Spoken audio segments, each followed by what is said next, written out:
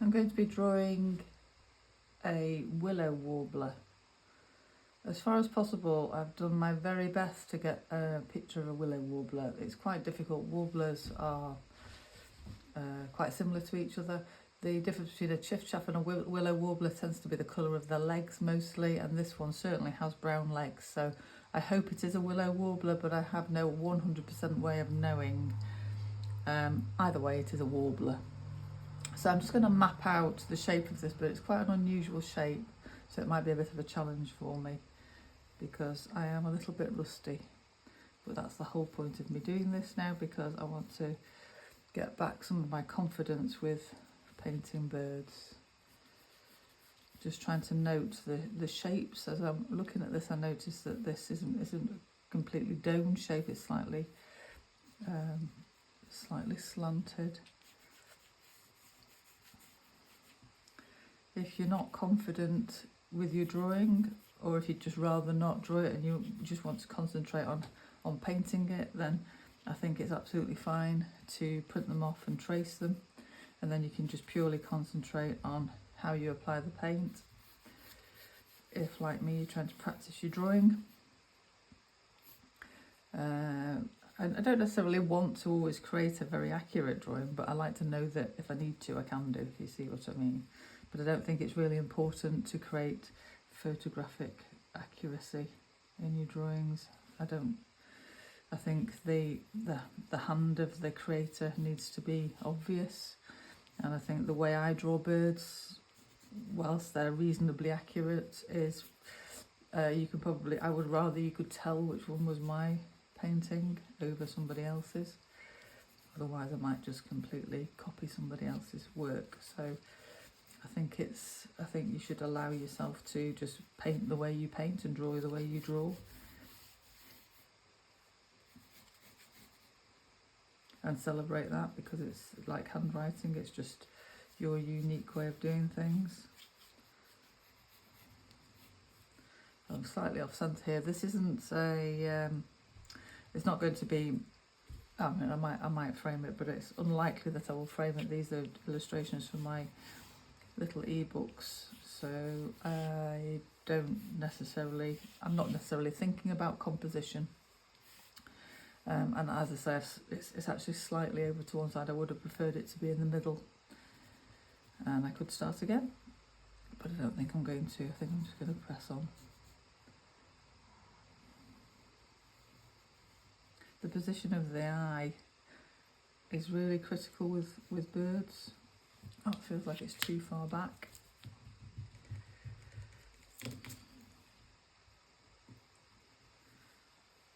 That's better. Just millimetres forward and it looks a lot better. And this bird does have a vague stripe over its eye. I'm just going to mark that in.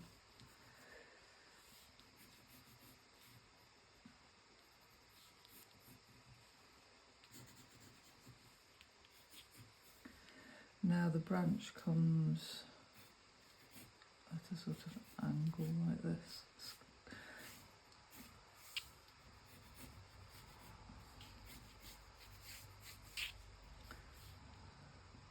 And we have its leg coming across with its back claw, and then the front claw is going over the other side of the branch.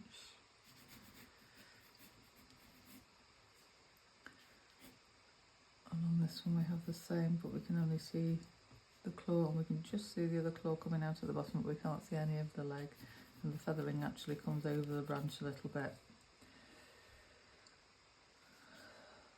I think that back is straighter than I have it, so I'll just readjust that. Sometimes it's useful just to get rid of those lines that aren't accurate so that you can see what's going on.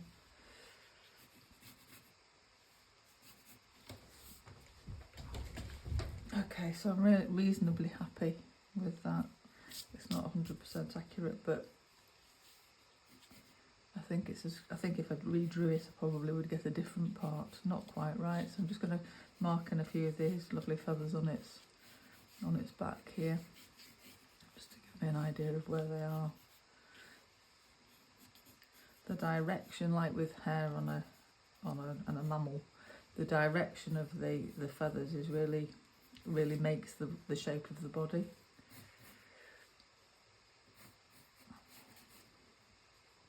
And the way the feathers lie in the tail makes the shape of the tail. So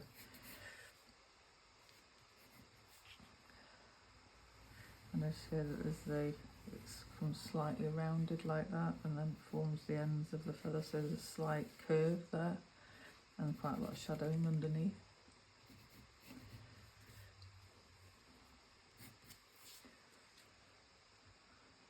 I think the light from this bird is just coming from the top here actually, so there's not a great deal of high contrast and shadow. I would say that the top of the head is slightly shadowed. It's probably coming more from this side, hence the shadow underneath the wing here.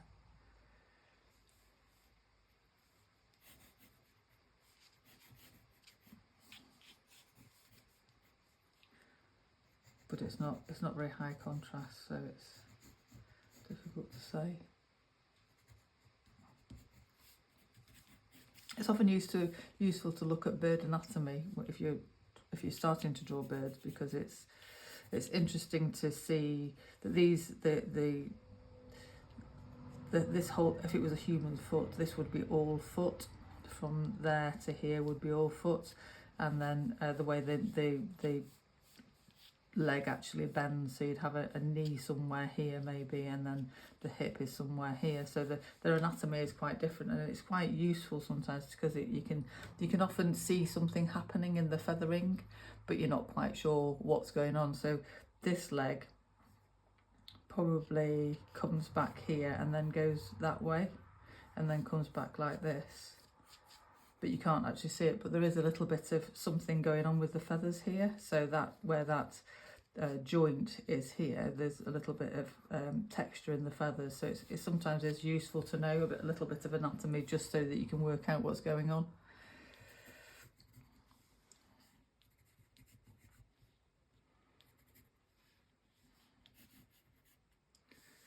Okay, I think I'm just fiddling now, so I'm going to start painting.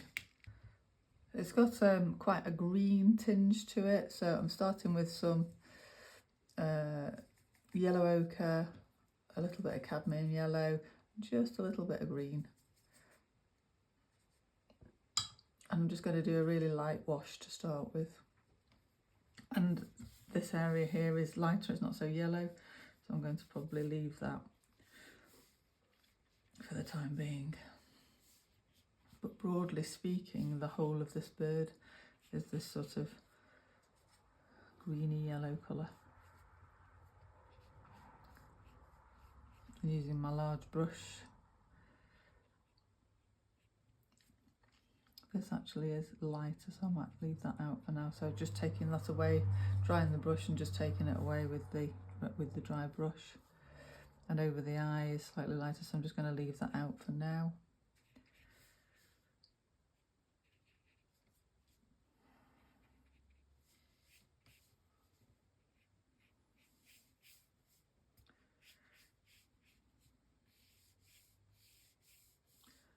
There is a slightly lighter edge to these feathers as well, so just noting that. If I leave them for the time being, when I flood other colours into them, then the paint won't go on to those areas, so it will help me to be freer with the paint.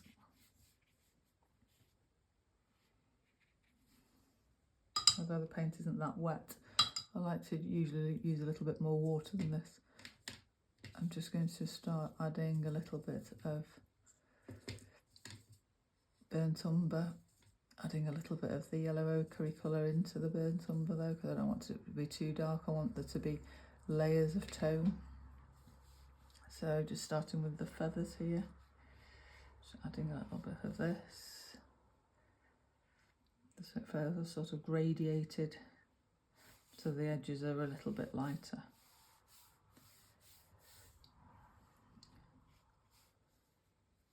And then you've got this other layer of feathers here, which I'm going to suggest for now. a little bit too much contrast here between these two colours, so I'm just lightening it with a bit of water.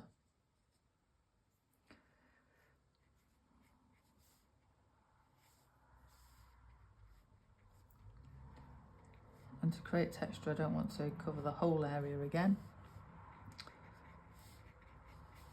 I just want to leave some gaps in the paint.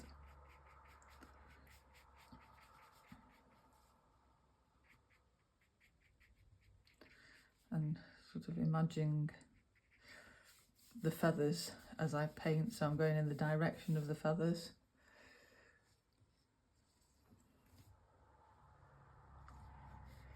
Imagine how they're formed and the shape of them, and trying to stick with that.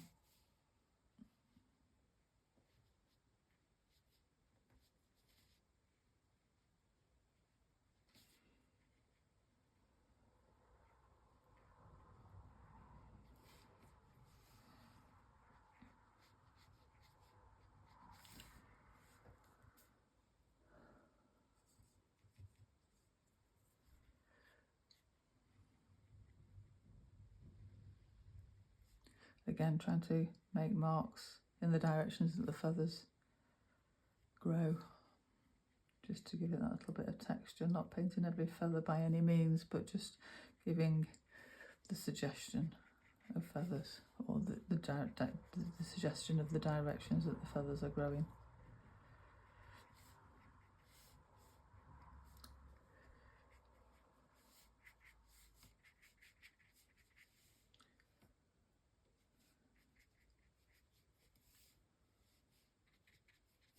I already feel more confident with this painting than I did with the last one. That doesn't mean to say it won't go horribly wrong, but I do feel more confident. I feel like this isn't the first time I've painted in my life now. I feel like at least I have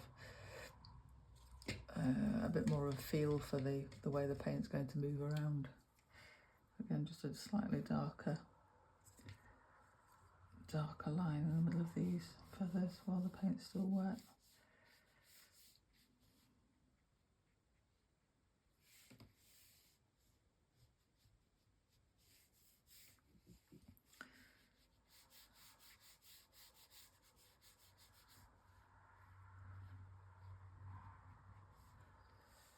And there's some shadow at this side. The neck actually does go in a little bit more than that, but I can try and remove it with some clear water. I do actually risk just making a mess of it though, leaving a stain that I didn't want. It is removing fairly well. Just wetting the brush.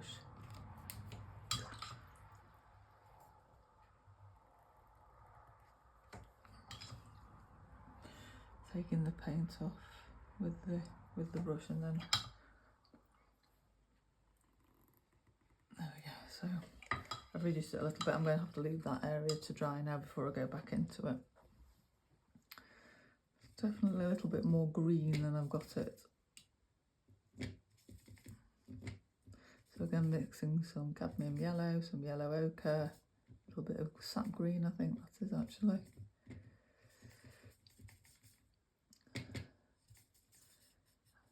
I'm just going to wash that over.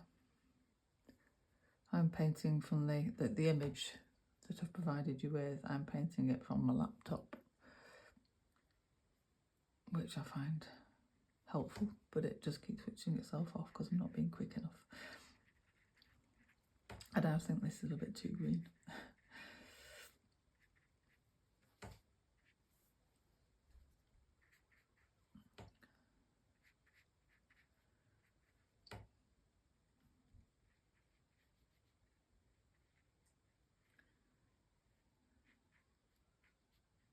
A lot of this feather detail I'm going to add in later with a pencil probably, so I'm not too worried about it being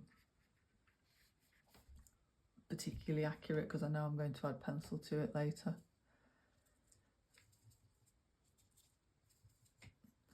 It's got a darker area around the eye here. bit more texture, a bit more darker texture. It's got a little semicircular mark underneath the eye and over the eye here. It's definitely darker. Again, I'm just sort of dotting it in so that it creates a little bit of texture as it goes. It's actually quite a detailed picture, and I could add a lot of really fine detail, but I don't want to. It's not what I'm looking for. In order to create that sort of three-dimensional effect, the curve of the feathers coming around the bird is quite important. Here where it's drier, obviously I'm getting a much finer line. I'm getting a little bit too wrapped up in this detail now. So I'm going to pull back from that. I just want to extend that colour down. It's not completely white, so just extending it down but keeping it light. I'm going to paint the eye in, mixing a tiny little bit of burnt umber with black. Because we're looking at the eye from a slight angle, it's not going to be completely round where it's bleeding into the head. Do I mind about that? It's going to be slightly more oval.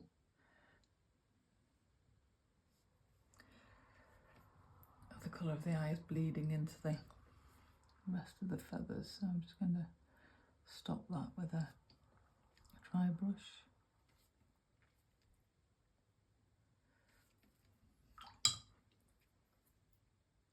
I'll go back to it when it's a bit drier. The shape of that eye isn't quite right.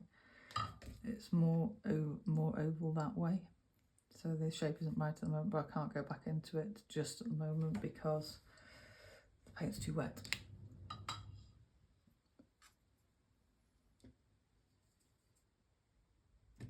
The beak, like with the previous painting of the chiff-chaff, is redder. I've got a redder tint. So I've added some burnt sienna into that.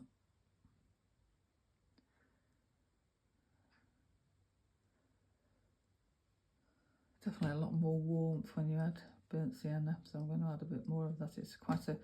It's feeling quite cool. The tones are feeling quite cool because there's quite a lot of green and burnt umber in it. So I'm just going to add a bit more of this. I love this colour anyway, this burnt sienna into the painting. I'm also going to pop the legs in this colour as well, I think, just very lightly. I don't know whether I mentioned the difference between how you can tell a chiff-chaff from a Willow Warbler is the colour of the legs. Chiff-chaff legs are black. This very light branch, I'm just going to do it in a pale grey.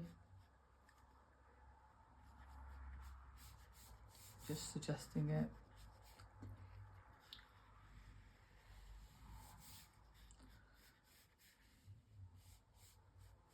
Allowing it to just sort of fade away. It's not an important part of the painting to me. It's just something to rest the bird on.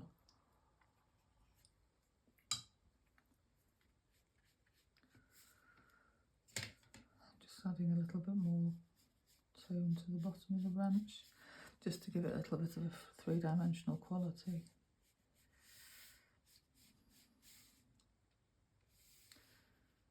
I think it's too wet really. There's this quite deep shadow underneath the wing there, which I just added a little bit of.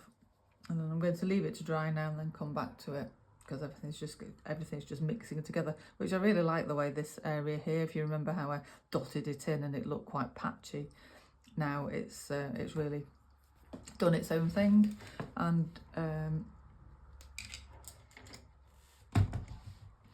melted together and blended all by itself. Here where the paint was drier, it's not blended so much, but it's still blended a little bit. So I'm going to allow it to continue to do its own thing as it dries, and then I'll come back to it and add a little bit more detail. It's dried a little bit now, So I'm just going to address this eye first of all. I think it needs a little bit more brown in it as well. It's a bit dead, that colour. As I said, I want it to be more oval because we're looking at it from a slight angle, so it will be more oval than round.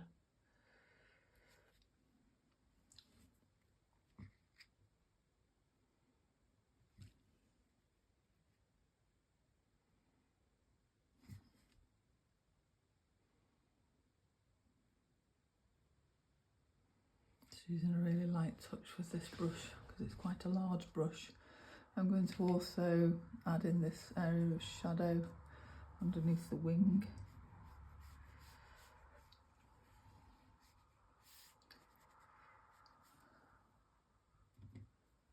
Just flood a little bit more colour into that.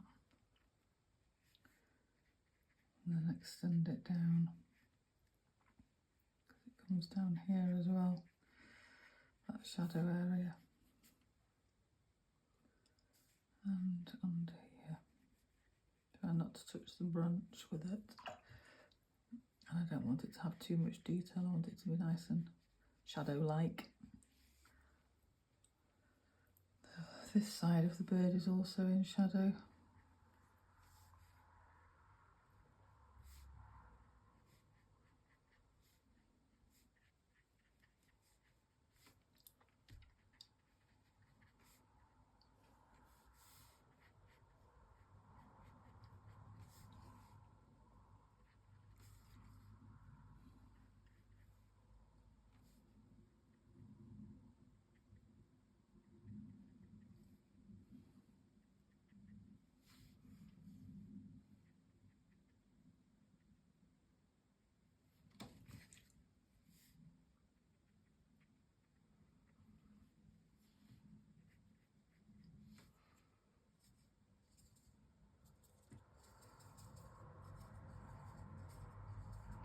But definitely needs to be darkened, so I'm mixing a little bit of that yellow ochre and green together with burnt umber, and I'm just going to try that. Probably a little bit too dark. I'm going to go with it. It's definitely too light as it is. Again, not covering it completely, leaving little patches so that it gives a little bit of texture. But extending that round, I want that sort of that feeling of it going round the head there, because it creates more of a delineation between the face as the neck sort of got that lovely twist on it. Just bringing that colour down a little bit more. There is no actual white on this, it's just a lot lighter. So I'm just bringing that colour down to anywhere that's still white. I don't think it's far off the end actually now. Just pop that little foot in there and that claw there as well. A little bit more shadow under the bird, where on the branch but under the bird, and extending down that way. If you leave a little gap around the foot, even though there might not be such an obvious gap, then it just highlights that area, I think. So that's what I've done. Okay, so I'm going to have to just paint in this little area in with a little bit of yellow once the eye is dry, and I'm going to, because I've painted the whole of the eye, I'll just pop a little dot of white into it with a little Posca pen or something like that, and maybe even put a line of white on the beak as well. I probably could have been a little bit more careful and left a white line, but I didn't, so I'll have to alter that in the finishing.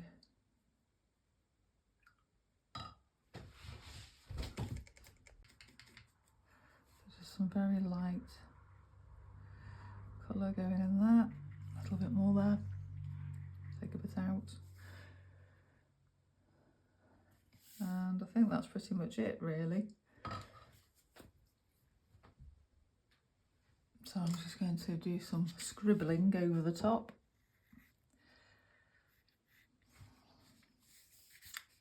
There aren't too many pencil lines on this one. I would normally just erase any obvious pencil lines, but I can't see any. Just adding a little bit of detail, this sort of feathers that stick out from the head and round the beak. I'm using a Pitt oil-based pencil, extra soft, and I really like these because they don't leave they're not shiny like graphite. Just coming around these feathers, trying to stay with that shape of the body and the way that the feathers grow. Thinking about that all the time.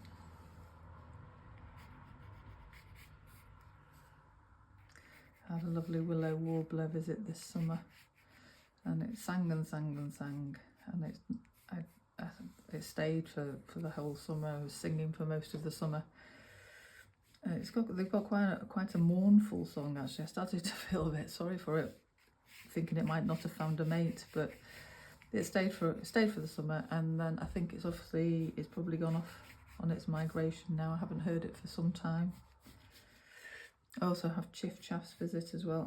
I grow lots of willow trees because where I live is quite high up, and a lot of trees don't particularly like it. It can get quite windy in the winter. So I sort of created a shelter belt with willow trees. So I attract willow warblers, which is a lovely byproduct of that.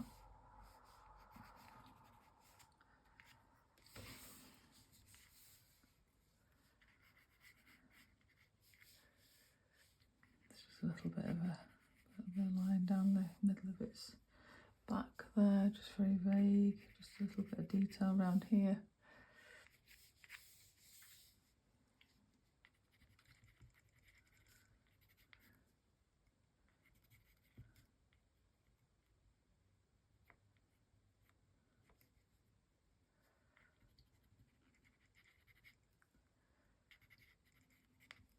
I don't rub out these Pitt oil-based pencils, so I try to be quite careful about where I put them, because I can't get rid of any marks that I make with them, really.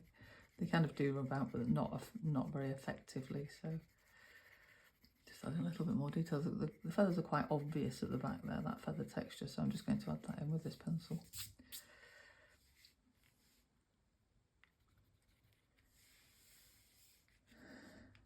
Not a great deal of detail in the feet, because they're not in the photograph anyway, so I'm not going to make it up. I'm just going to leave it as it is.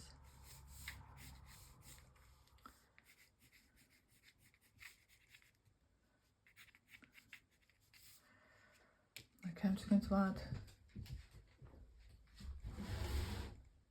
a little dot of white in the eye.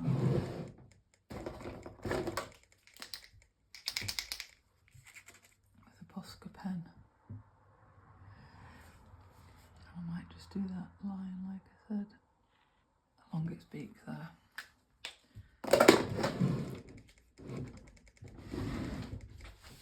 It really, I think that just that light in their eye just really brings them to life. So that's a little Willow Warbler. Not a completely accurate representation, but I think it's got the feel, the sense of a Willow Warbler. As I said with the last one I did, I could highly criticise it, but I perhaps won't.